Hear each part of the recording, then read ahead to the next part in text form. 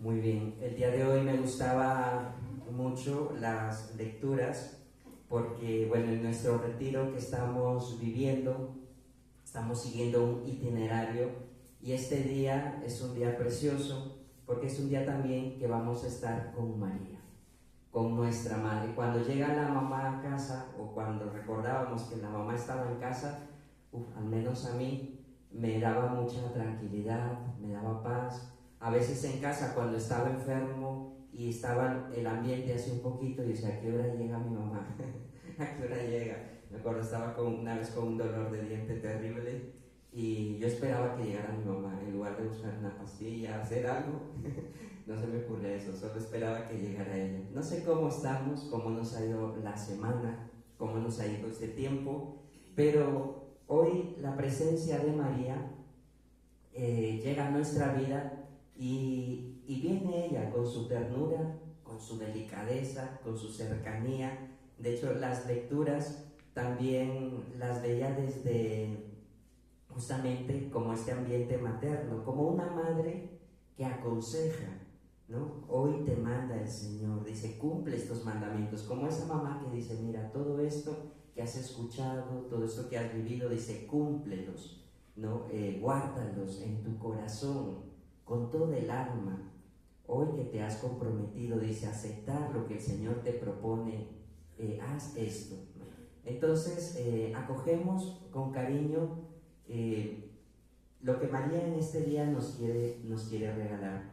Y en este día también me ayudaba a partir justamente del testamento espiritual, porque el testamento espiritual hoy también en la parte de María nos habla de que María, dice, María es un lazo de unión con Cristo.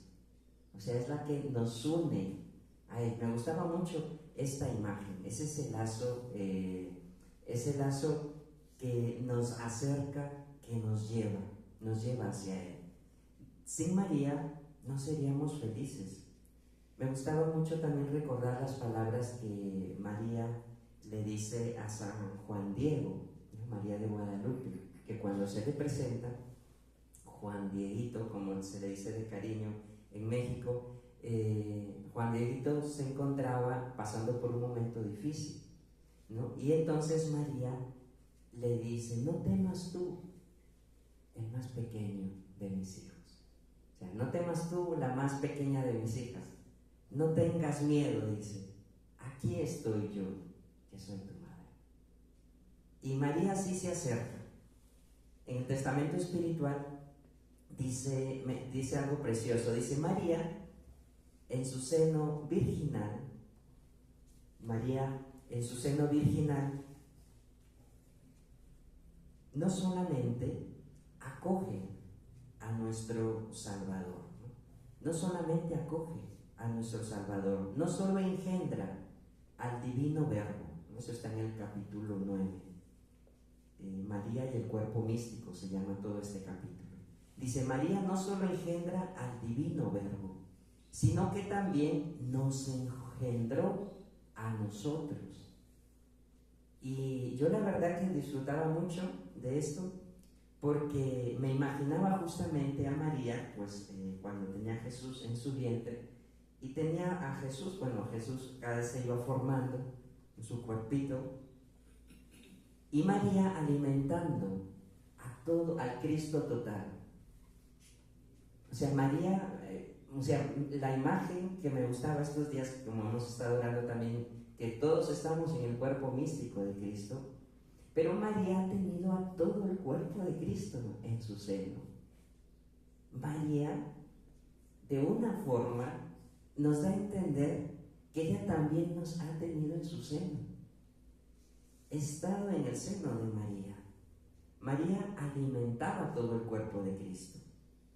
En su seno tenía no solo la cabeza de Cristo, sino todo. Era todo el cuerpo de Cristo a quien ella tenía en su vientre. Por eso dice, caminamos con María. María lleva a Jesús. María en sus entrañas no gestaba solo a Cristo, sino que María también nos gestaba a nosotros. no solo amaba a Cristo, en Cristo nos amaba a nosotros. Y no solo dice como la gallina que esconde amorosamente bajo sus alas a los pollitos, sino que en su propio seno maternal, como miembros, como parte del cuerpo de Cristo, estamos en María. Estoy en María. Porque Cristo, dice, nunca se ha separado de nosotros. Cristo nunca se separó de nosotros. Hemos estado en su seno de nuestra madre. Ahí María nos ha alimentado, María nos ha cuidado. Por eso María nos dice, ¿no? Eres mi hijo. Eres verdaderamente, somos verdaderamente hijos de María. Por eso María es madre nuestra, decimos, ¿no? Es madre de la iglesia, ¿no? Diríamos desde el magisterio mariológico, Pablo VI la declaró madre de la iglesia, ¿no? Después de terminar el Concilio Vaticano II, en la tercera sesión, en el año 1964, Pablo VI llega a decir, es que María es madre de la iglesia. María es madre nuestra, no solo es madre de una parte de Cristo, sino de todos, ¿no? Entonces, para mí era una buena noticia en esta mañana, como esa certeza de que María nos abre los brazos y nos llama hijo, ¿no? No nos rechaza, ¿no? Como una vez leía, bueno, de esos chistes malos que a veces leo, como ese niño, dicen que era un niño muy despistado, entonces llegó a la casa llorando. El niño llegó a casa llorando y le dice, mamá, en la escuela me han dicho despistado. Y la señora dice, hijito, tu casa es la del frente. No, esa no era tu casa, ni era su mamá, ni era su casa. Bueno, María nunca nos va a rechazar. Siempre vamos a ser sus hijos. Y María es la mujer de la Cuaresma. María es mujer de la Cuaresma. La Cuaresma es volver a Dios. Nuestro lema en los retiros es volver la mirada a Cristo. Pues María nos hace volver al plan que Dios ha soñado con nosotros. María nos hace volver, ¿no?, a Cristo, a su llamada, a lo que nos ha planteado cada uno de nosotros, a nosotros. María es la que siempre va a estar y con la palabra y el gesto oportuno, siempre. Y en la imagen de los personajes en nuestra historia, femeninos, nuestras madres, abuelas, madrinas, tías, primas, hermanas, podemos vislumbrar de una u otra manera el amor maternal de nuestra madre. Yo recuerdo de niño salir del dentista llorando, pues porque me daba miedo a los dentistas, ¿no? Y mi madre diciendo, ya hijo, ya pasó, te compro algo, ¿no? Una madre poniendo ahí la tranquilidad. Recuerdo otra vez estando enfermo también de niño, ¿no?, con escalofríos, y mi madre ahí poniéndome agua caliente en los pies. Me acordaba de varias imágenes. Y María también, María cuidándome como al pie de la cruz del hijo. Las mamás son las que van y buscan a sus hijos. Varias veces me ha tocado, quizás ustedes también, ¿no?, presenciar situaciones donde le van, dicen una señora, su hijo se está peleando en la esquina, la señora sale a calmar esa fiera, ¿no? Sale a buscar, a veces con un palo, a veces con una chancla, con lo que sea, pero con una correa, pero trae al hijo, ¿no?, y lo pone quieto. Las mamás tienen sus modos, ¿no?, tienen sus formas, ¿no? Saben ser tiernas y saben dar con la chancla también, ¿no?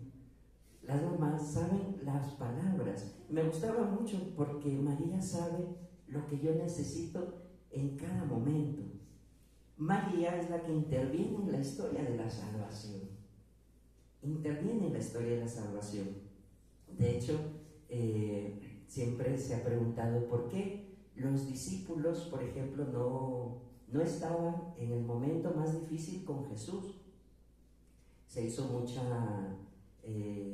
como muchos estudios y entrevistas, ¿no? ¿Por qué los discípulos huyeron? ¿Y por qué solo Juan era el que estaba ahí? ¿Por qué solo Juan era el único que permaneció, ¿no? Teólogos reflexionaron sobre esto, catequistas, vendedores, electricistas, todo el mundo se pregunta eso.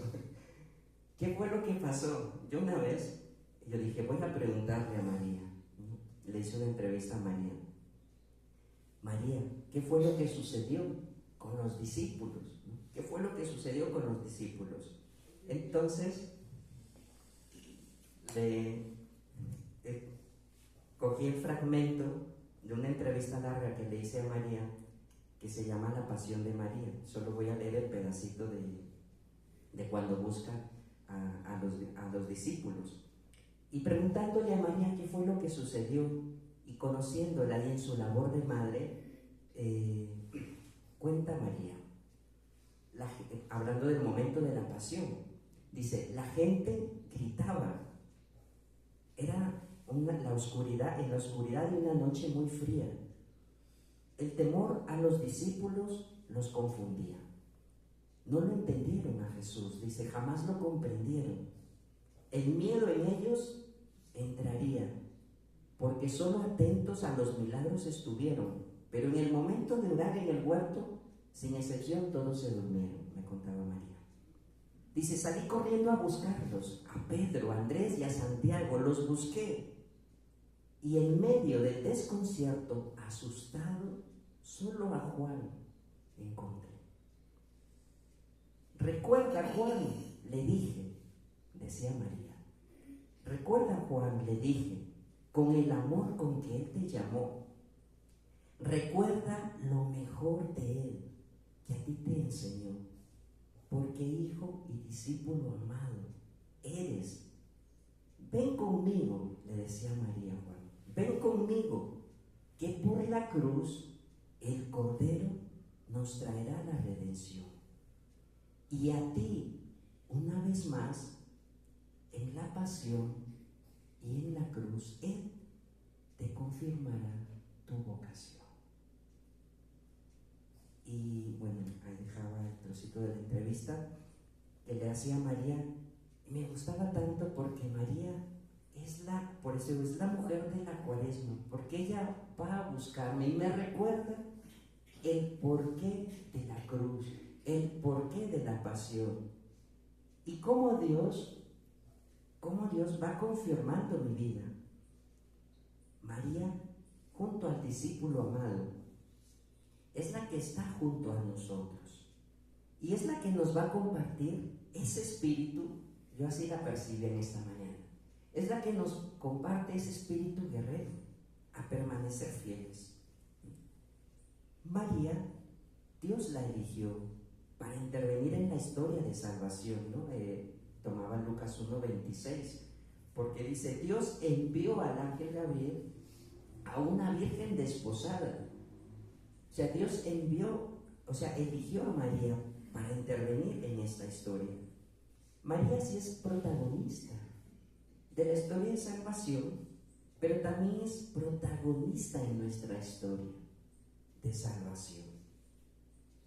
María por eso es la mujer de la esperanza. Su experiencia con Dios se enmarca, ¿no?, en la esperanza, ¿no?